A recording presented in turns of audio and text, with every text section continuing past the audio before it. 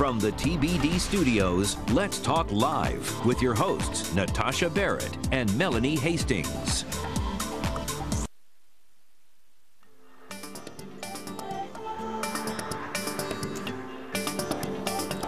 Gaffney has come on Let's Talk Live a number of times. Each time, he's here giving advice about talking with people and being open and honest. But today, he's going to give the ultimate lesson in being open himself. He recently battled and beat cancer, and he chronicled his journey in a video diary. And he's ready today to talk live on air for the very first time about it. And this is different for us because we're usually kind of cutting up amongst each other here on set. But I know, and the other segments are all funny, and now it's like, okay, let's talk about cancer. We can bring in a margarita or two if you need one. That'd be an interesting combination. But you wrote about this, and you talked about it, and you entitled it, Your Cancer Wake-Up Call. Absolutely. This was about 2 years ago. It was April of 2009. You said it was a regular day. You were doing what you do every day, and then you got the news. You were diagnosed with testicular cancer. Yes, fortunately, testicular cancer is one of the few cancers where the doctor can look at you and say, you're going to be fine. You've got to go through some treatment, you'll go through chemo, you'll lose your hair, you'll get it back, but we know you'll be fine. Mm-hmm. A lot of cancers are not that way. In fact, I don't know if you knew this, but I did know the following statistics, which is a huge wake-up call. 1 out of every 2 men will get cancer sometime in their lifetime, and 1 out of every 3 women will get cancer in their That's pretty daunting when you hear it like that. And 12 million folks live with cancer every day in this country. Take me back to the day you were diagnosed and they told you. I mean, even though you say, and you just gave us the stats on the kind of cancer you were diagnosed with, not the worst kind, but still hearing cancer, you have it. Yeah. What did you think when the doctor said that? I was like, that can't be right. Can you run the tests again? And I said to the doctor, I said, I'm never sick. And people in my life, my family, they have never had cancer. Nobody in your family had cancer. Yeah, and I'm like, and plus, I have a lot of conference calls to do when I get back to the office. And so that's just... You were really thinking like that. Absolutely. As embarrassing as this is to admit. That's why I wrote a whole article about the 8 lessons I learned in the wake-up call, because it was a huge wake-up call in my life. I mean, it was like an interruption. And with cancer, it's not like you can just delay the treatment. Yeah. You got to get moving. It's not like a cold. It's not like something that's an outpatient kind of thing. You say, and you minimize it because you look great and you're doing well, but you had to go through some stuff. You know, after it was caught, and it was caught early, you had to have an operation, and was it 9 weeks of chemotherapy? Yeah, I had an operation and 9 weeks of chemo, and the folks at Arlington Hospital were great, and also I went to one of the top cancer doctors with testicular cancer who's an expert in that, Dr. Einhorn, and he knew exactly what needed to get done. And it dawned on me about something else. There's so much misinformation on the internet, and people can freak out.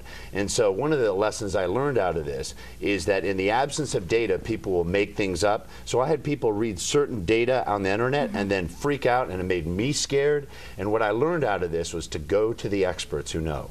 You probably had a moment. If you Google anything, even if it could be, you know, not something as serious as cancer, you can get all kinds of misleading things on the internet. Absolutely, and I've tried to give other people a heads up. I'll give you an example. When I was finished with my treatment, I get a call. My sister had breast cancer, got breast cancer. Now, fortunately, she's okay. Good. She's completely okay. But I said to her, don't go on the internet. Yeah. If you go on the internet, you're going to freak out. So what do you think she did? Of she went course. on the internet, she freaked out. And then I said, you got to go to the doctor. Well, she was going to the doctor, but I said, you got to find out the top experts, and then you'll find out exactly what needs to get done, and it'll make you feel so much better. And then go from there. Yeah. How are you feeling now? You look great. Perfect.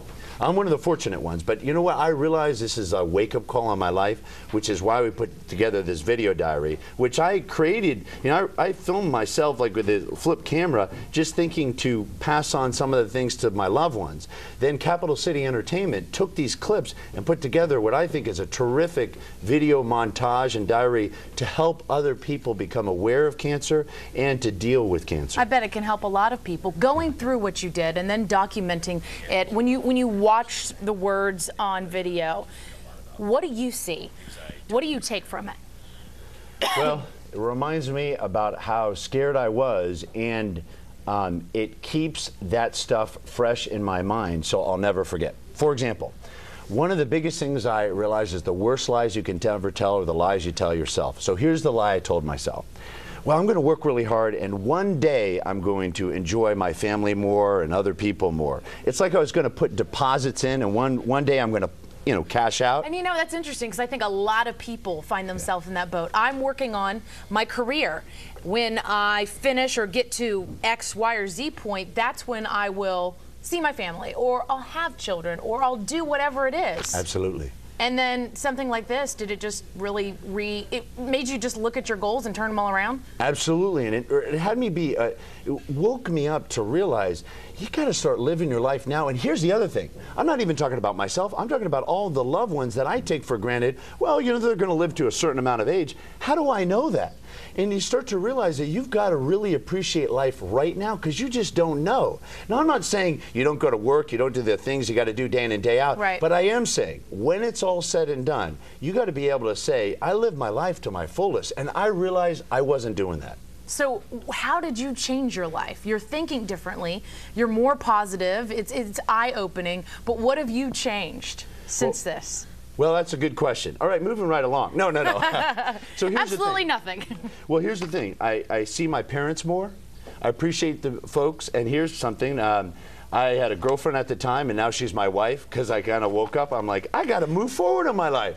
I mean, I'm 48 years old, and I love being a bachelor. But you realize, you know, in life, when it's all said and done, who really loves and cares for you? And Tuan, it was just great during the treatment. And then I realized, you know what? I got to seize the moment. How long do I have? But how long do I know other people have? And I have to make this moment count. Why so waste that was the one of the time? things I got married. Yeah, finally got you. No more bachelorhood. Stephen Gaffney, good to see you, and you look great. I'm glad you're doing well.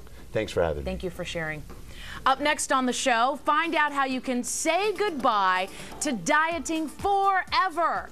Plus, kicking off the weekend with a margarita, we're going to find out where you can go for a good one. And check out our blog. It's on our website, tbd.com. All you have to do is enter in keywords, Let's Talk Live. We'll be right back.